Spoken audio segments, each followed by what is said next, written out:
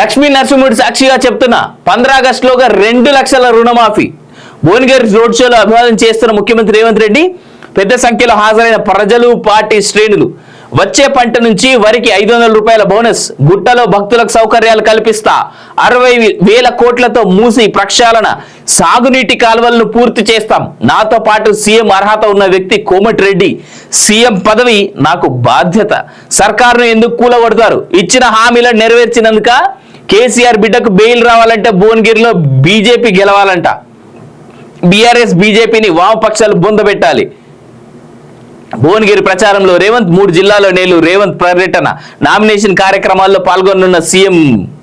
Cricket టీంలో CM Revanth నాయకత్వంలో 11 మంది మంత్రులంతా ఒక జట్టుగా ఉన్నాం. ఉత్తమ్ కుమార్ రెడ్డి. వీళ్ళ స్టేట్మెంట్లు ఎట్ట చూడాలి నాకు అర్థమవుతలేదు. ఇక చూడు, బీఆర్ఎస్ బీజేపీ రెండు ఒకటైనటువంటి మాట చాలా బలంగా తీసుకెళ్లి ప్రజల్లో ఆ వార్త చేరేంత వరకు చేసినందుకే ఇలా కాంగ్రెస్ పార్టీ అధికారంలో. ఇదైతే వాస్తవం. చాలా వరకు బీజేపీ బీఆర్ఎస్ రెండు ఒకటి కాదని చెప్పడానికి చాలా ప్రయత్నం చేసినాయి. కానీ కాంగ్రెస్ అనుకున్నంత బలంగా చెప్పలేకపోయినాయి తెలంగాణలో మొన్న జరిగినటువంటి అసెంబ్లీ ఎలక్షన్స్ లో. అట్లీస్ట్ ఇప్పటికైనా బీజేపీ పార్టీ కానీ బీఆర్ఎస్ కానీ మేము రెండు ఒక్కటి కాదు, మేము వేరు నాయన అని చెప్పుకోలేకపోతున్న దిక్కుమాల దుస్థితిలో ఉన్నది బీజేపీ పార్టీ. దీన్ని కూడా బీజేపీ అంటే లోకల్ బీజేపీ పార్టీ క్లియర్ గా చెప్పాల్సినటువంటి అవసరం ఎంతైనా ఉంది. రైట్ గా చూద్దాం ఇంటర్నల్ గా పోయి. యాదగిరిగుట్ట లక్ష్మీ నరసింహస్వామి సాక్షిగా చెప్తున్నా, ఏది ఏమైనా సరే 15 ఆగస్టులోగా రైతులకు 2 లక్షల రుణమాఫీ చేస్తా అని ముఖ్యమంత్రి రేవంత్ రెడ్డి ఉద్ఘాటించారు. వచ్చే పంట నుంచే 500 రూపాయల బోనస్ ఇచ్చి ధాన్యాన్ని కొనుగోలు చేస్తామని స్పష్టం చేశారు. ఆదివారం రాత్రి యాదాద్రి భువనగిరి జిల్లా కేంద్రంలో భువనగిరి లోక్సభ స్థానం నుంచి పోటీ చేస్తున్న చామల కిరణ్ కుమార్ రెడ్డి ఎన్నికల ప్రచారంలో భాగంగా జరిగిన రోడ్ షోలో అంబేద్కర్ చౌరస్తాలో ఏర్పాటు చేసిన సభలో రేవంత్ రెడ్డి మాట్లాడారు. యాదగిరిగుట్టలో భక్తులకు సౌకర్యాలు కల్పిస్తానని, కుర్చీ వేసుకొని ఇక్కడే కూర్చొని మరి ఆ పనులు చేయిస్తానని పేర్కొన్నాడు. లాస్ట్ టైం గిట్లనే ఓ పెద్ద మనిషి చెప్పాడు, కుర్చీ వేసుకొని ఈయనే కూర్చుంటే చింతమడకలా మొత్తం అందరికి అన్ని పనులు చేసి పెడతా అని చెప్పి. ఏడవాయ పెద్ద మనిషి, నువ్వు కూడా గసండి గబ్బు మాటలే చెప్తున్నావు. మంత్రి కోమటిరెడ్డి వెంకటరెడ్డిని ఈ సందర్భంగా పొగడ్తలతో ముంచెత్తారు. తనతో పాటు సీఎం గా పనిచేసే అర్హత ఉన్న వ్యక్తి కోమటిరెడ్డి వెంకటరెడ్డి అన్నారు. సీఎం పదవి తనకు అర్హత కాదని, ఒక బాధ్యత అని చెప్పారు.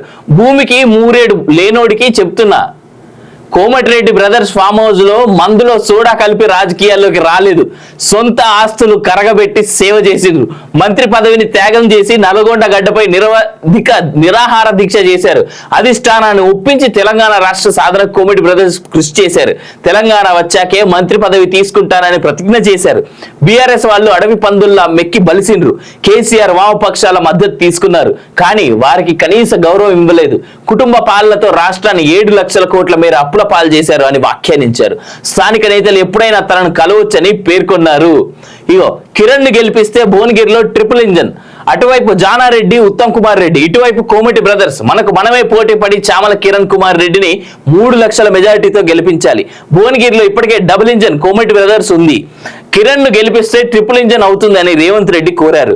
గంధమల్ల, డిండి, బస్వాపూర్ రిజర్వాయర్లను, ఎస్ఎల్బిసి టన్నెల్ పూర్తి చేస్తామని, పిలాయిపల్లి ధర్మారెడ్డి బూనాది గాని కాలువలను పునరుద్ధరించేందుకు నిధులు కేటాయిస్తామన్నారు. 60,000 కోట్లతో మూసీ ప్రక్షాళన చేపడతామని, భువనగిరిని అన్ని రంగాల్లోనూ అభివృద్ధి చేసేందుకు చర్యలు తీసుకుంటామని చెప్పారు. ప్రభుత్వ విప్లుగా, రాజ్యసభ సభ్యులుగా, ఎమ్మెల్సీలుగా బడుగు బలహీన వర్గాల నేతలకు అవకాశం కల్పించాం. బీసీ జనాభా లెక్కల ప్రకారం నిధులు నియామకాలు చేపట్టేలా తగిన చర్యలు తీసుకుంటాం.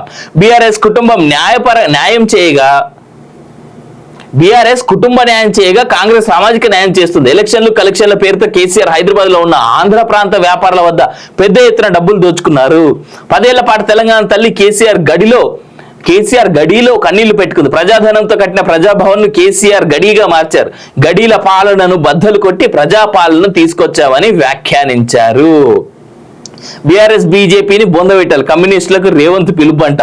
చూస్తున్నాం, మొన్నటి దాకేమో మా పెద్దన్న మా బడే బాయ్తో ఉంటే మాకు పైసలు వస్తే మా బడే బాయ్ మమ్మల్ని ఆదుకోవాలని చెప్పేసి అడుక్కున్నాడు.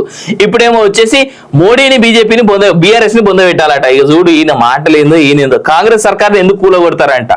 మేము ప్రజాపాలనలో 3 నెలల్లో 30,000 మందికి ఉద్యోగ నియామకాల పత్రాలు ఇచ్చాం. ఆడబిడ్డలకు ఆర్టీసీ బస్సులో ఉచిత ప్రయాణం సౌకర్యం కల్పించాం. రాజీవ్ ఆరోగ్యశ్రీ కింద 10 లక్షల బీమా ఇస్తున్నాం. 400 నుంచి 1200 పెంచిన గ్యాస్ ధరల భారాన్ని 40 లక్షల పేద కుటుంబాల తరపున 500 చొప్పున భరిస్తున్నాం.